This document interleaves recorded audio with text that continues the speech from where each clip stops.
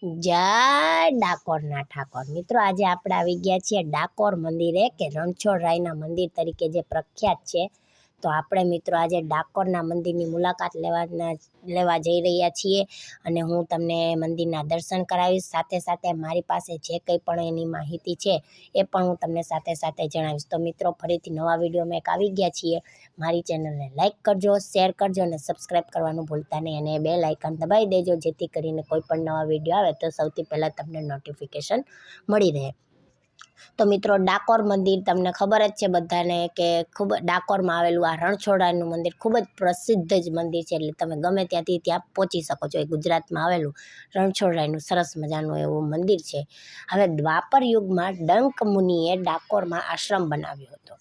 તે જમાનામાં ડાકોર ખાખર્યું વન હતું, પરંતુ ડંક મુનિએ તપ કરી ભગવાન શંકરને પ્રસન્ન કર્યા. ભગવાને ડંક મુનિને આશીર્વાદ આપ્યા કે કૃષ્ણ ભગવાન અહીં આવશે અને પોતે પણ ડંકેશ્વર નામે લિંગ સ્વરૂપે અહીં રહેશે. આજે પણ ગોમતી કિનારે ડંકેશ્વર મહાદેવ છે, જે એ બાબતની સાક્ષી પુરાવે છે. આ જ ડંક મુનિએ મંદિર પાસે નાનો કુંડ બનાવ્યો હતો, જેમાં પશુ પંખી નિર્ભીકપણે પાણી પીતા હતા. એકવાર ભગવાન કૃષ્ણ અને ભીમ પ્રસંગોપાત ડંક મુનિના આશ્રમ પાસેથી પસાર થતા હતા. ત્યારે ભીમને તરસ લાગતા કુંડમાંથી પાણી પીધું અને ઝાડ નીચે વિશ્રામ કરવા બેઠો. અચાનક વિચાર આવ્યો કે આટલા સુંદર જળનો કુંડ જો મોટો હોય તો ઘણાને પાણી સુગમતાથી મળે, અને ગદાના એક જ પ્રહારથી ભીમે તે કુંડ 999 વીઘા મોટો કર્યો. આ કુંડ આજે ગોમતીના નામે ઓળખાય છે. વર્ષો વીતતા ગોમતી કુંડ અને ડંકેશ્વર મહાદેવ મંદિર આસપાસ લોકો આવી વસ્યા અને પહેલાં ડંકપુર અને ત્યારબાદ આજનું ડાકોર ગામ બન્યું. હવે ડાકોર ગામમાં કૃષ્ણ ભક્ત બોડાણો રહેતો હતો, જે દર 6 માસે પૂનમે ડાકોરથી દ્વારકા રસ્તેથી ચાલીને હાથમાં તુલસી રોપેલું કુંડું લઈ ભગવાનના દર્શનાર્થે જતો હતો. ભક્ત બોડણો 72 વર્ષની ઉંમર સુધી રાબેતા મુજબ આ ક્રમ કરતો રહ્યો, પરંતુ ત્યારબાદ ઉંમરના કારણે એમને તકલીફ પડવા લાગી. પોતાના ભક્તની આ તકલીફ કૃષ્ણ ભગવાનથી જોઈ ના ગઈ. આથી તેમણે ભક્તને સ્વપ્નમાં આવીને કહ્યું કે હું દ્વારકાથી ડાકોર આવીશ, તું બીજી વખત આવે ત્યારે ગાડું સાથે લાવજે. બોડાણા બીજી વખત સાથે ખખડધજ ગાડું લઈને દ્વારકા આવ્યો. પૂજારીઓએ પૂછતા નિખાલસતાથી જવાબ આપ્યો કે ભગવાન મારી સાથે ડાકોર આવવાના છે. દ્વારકાના પૂજારીઓએ રાત્રે મંદિરને તાળા મારી દીધા, પરંતુ ભગવાન કોઈના બંધનમાં રહેતા નથી. તેમણે આ તાળા તોડીને બોડાણાની જોડે ડાકોર જવા પ્રયાણ કર્યું. દ્વારકાથી થોડા દૂર નીકળ્યા બાદ ભગવાને બોડાણાને કહ્યું કે હવે તું ગાડામાં આરામ કર, હું ગાડું ચલાવીશ. ફક્ત એક રાતમાં ભગવાન રાજા રણછોડરાય ડાકોરમાં આવી ગયા. સવારમાં બિલેશ્વર મહાદેવ નજીક લીમડા ડાળ પકડી બોડાણાને જગાડ્યો અને ગાડું ચલાવવા કહ્યું. ભગવાનના સ્પર્શથી લીમડાની એક ડાળ મીઠી થઈ ગઈ. ભગવાનને દ્વારકામાં ન જોતા પાછળ આવી પહોંચેલા ગુગળીઓથી ભગવાનને બચાવવા બોડાણાએ મૂર્તિ ગોમતીમાં પધરાવી દીધી અને જાતે ગુગળીઓને મળવા ગયા. ગુગળીઓએ ગુસ્સામાં આવી બોડાણા પર ભાલાથી પ્રહાર કર્યો, જેના કારણે બોડાણાનું મૃત્યુ થયું ને ગોમતીમાં મૂર્તિ હતી ત્યાં પાણી લોહીથી લાલ થયું.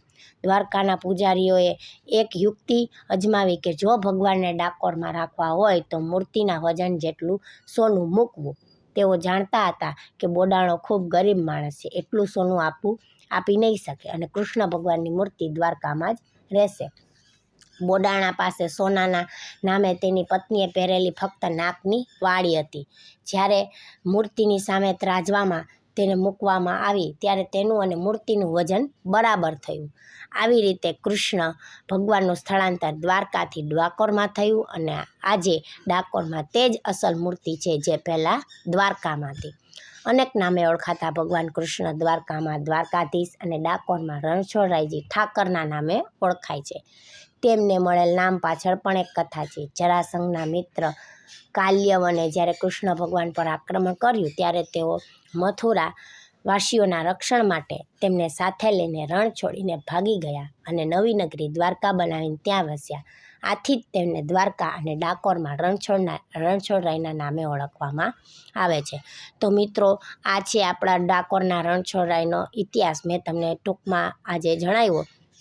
મેં તમને પહેલાં જ કીધું મારી પાસે જે કંઈ પણ માહિતી છે એ હું તમને જણાવીશ. તો મિત્રો ફરીથી મળીશું આપણે નવા વિડીયો સાથે. ત્યાં સુધી સૌને મારા જય શ્રી કૃષ્ણ. આવજો. Tata, bye bye. હર હર મહાદેવ, હર જય શ્રી કૃષ્ણ. અને મિત્રો જો મારો વિડીયો ગમ્યો હોય તો મારી ચેનલને લાઈક કરજો, શેર કરજો અને સબસ્ક્રાઈબ કરજો. બેલ આઇકન દબાવવાનું ભૂલતા નહીં, જેથી કરીને કોઈ પણ નવા વિડીયો આવે તો સૌથી પહેલાં તમને નોટિફિકેશન મળી રહે. અને જો મિત્રો મારો વિડીયો જો તમને ગમ્યો હોય તો મારી ચેનલને લાઈક જરૂરથી કરજો અને વિડીયોમાં કમેન્ટ જરૂરથી કરજો, જેથી કરીને મને ખ્યાલ આવે અને તમને નવા નવા વિડીયો આવી જ રીતના મળતા રહે. તો મિત્રો ફરીથી મળીશું નવા વિડીયો સાથે. ત્યાં સુધી આવજો.